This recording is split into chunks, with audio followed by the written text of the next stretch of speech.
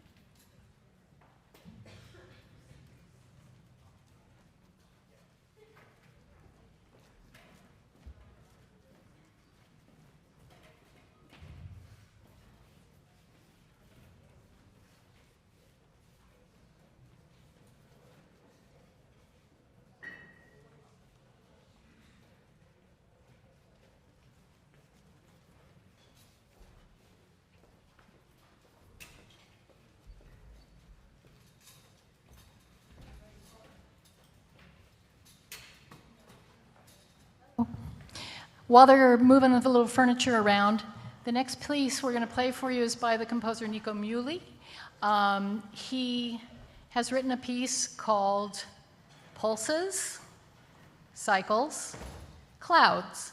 And it was written, it was commissioned for the 50th anniversary of the Boston University Tanglewood Institute, which is a summer festival that happens in conjunction with Tanglewood in Lenox, Massachusetts. This piece is a really interesting piece, first of all, because it is a community piece.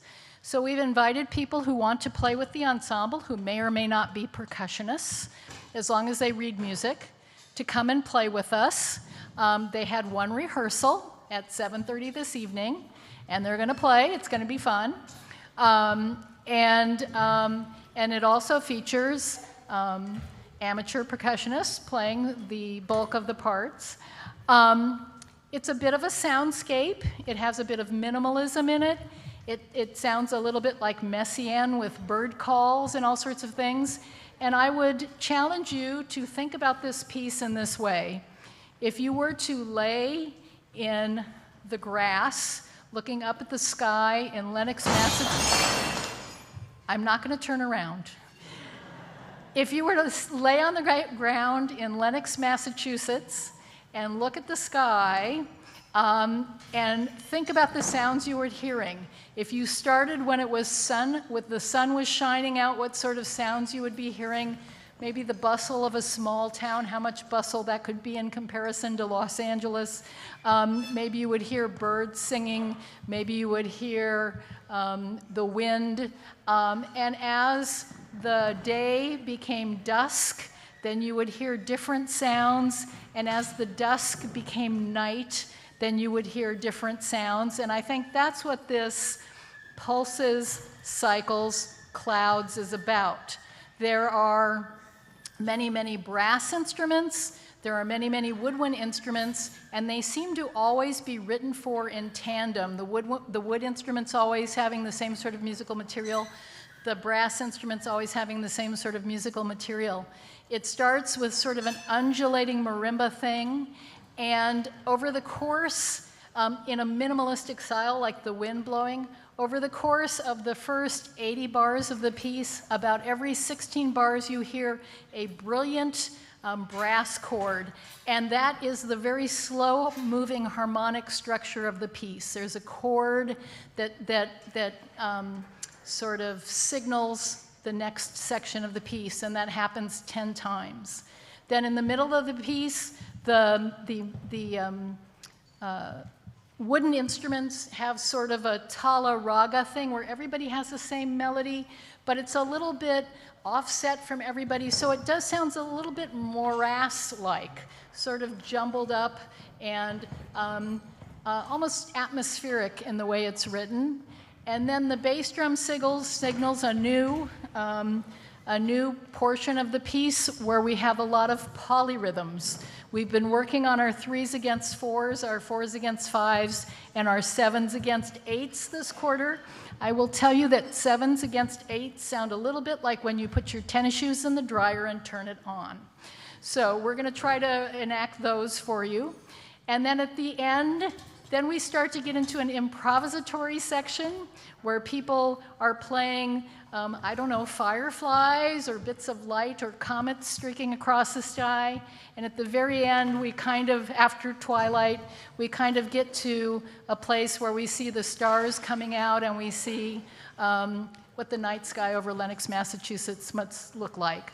So if you think about listening to this piece as a soundscape and sort of the things you would experience in the 50th anniversary as you're laying in the grass outside the Boston University Tanglewood Institute, looking at the sky, then you'll have a good idea what you're hearing here.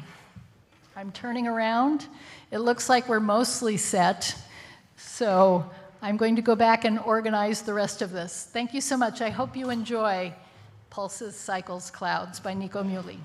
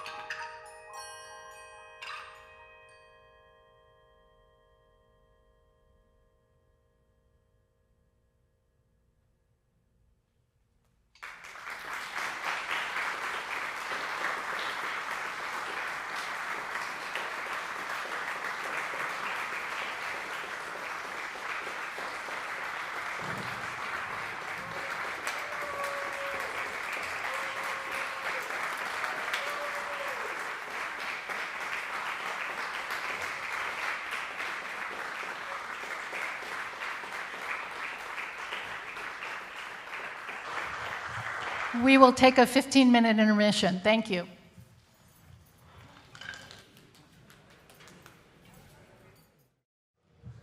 Welcome back.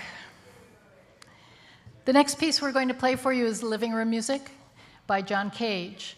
When it was written, it was shocking, it was new, it was interesting. It has been done so many times it may have become a little passé, playing music on found instruments, things that you find in your living room. But we decided that we would update it for you for the 21st century, and I think you're going to enjoy it. This is John Cage's Living Room Music in 4 movements.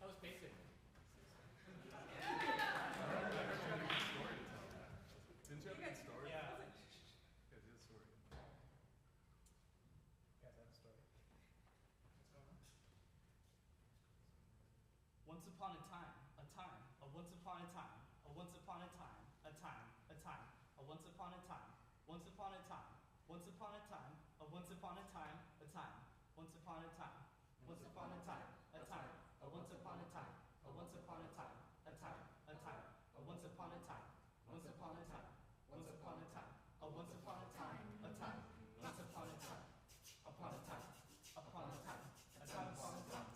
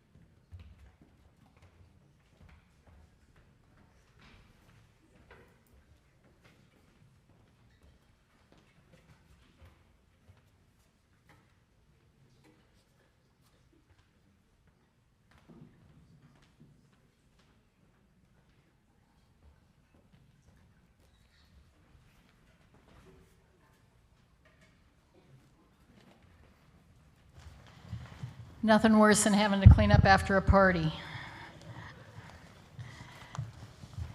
We have two more pieces to play for you. The next one is the Samuel Barber Piano Sonata, Opus 26, Movement 4, not played on the piano this evening.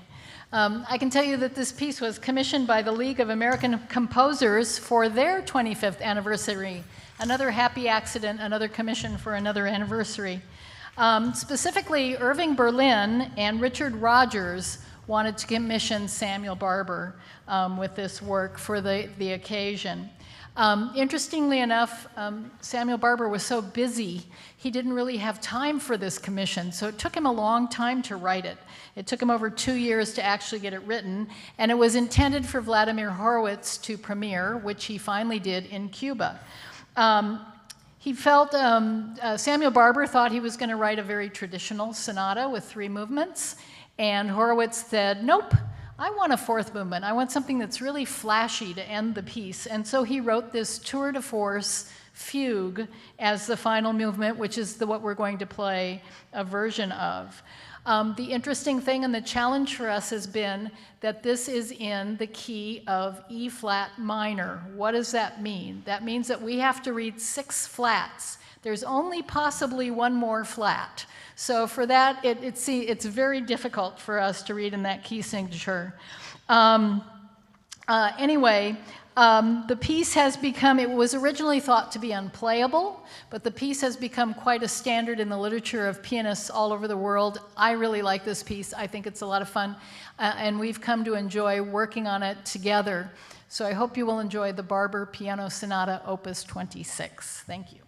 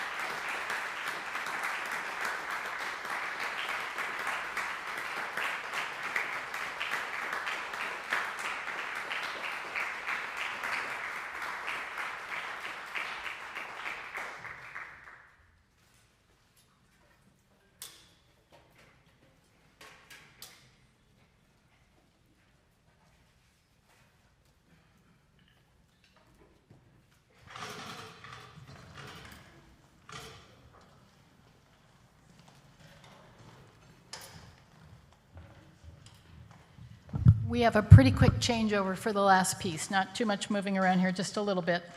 The last piece is a piece by Aaron Copland, very famous as one of the most well-known American composers of our time. And during the 1930s and 40s, he wrote most of the pieces that he was the most well-known for. He was born in Brooklyn to a Jewish family, a Lithuanian family, in 1900 and died in 1990. When Copland was 11, I love this, he wrote his first opera. It was 7 bars long. That's an opera I want to play at LA Opera. We haven't. Copland decided to become a composer at the age of 15 after attending a concert by Paderewski, of all people. He spent 3 years in Paris studying with Nadia Boulanger, who was probably the preeminent teacher of all the great composers of the 20th century. He was originally skeptical of studying with her because he didn't like the idea of studying with a woman. Boo, Aaron. But he became enamored with her and eventually came fond of calling her an intellectual Amazon. I don't know what that means. In the mid-1920s, Copland came back to the United States and he formed a group of like-minded creatives called the Commando Unit. I also don't know what that means.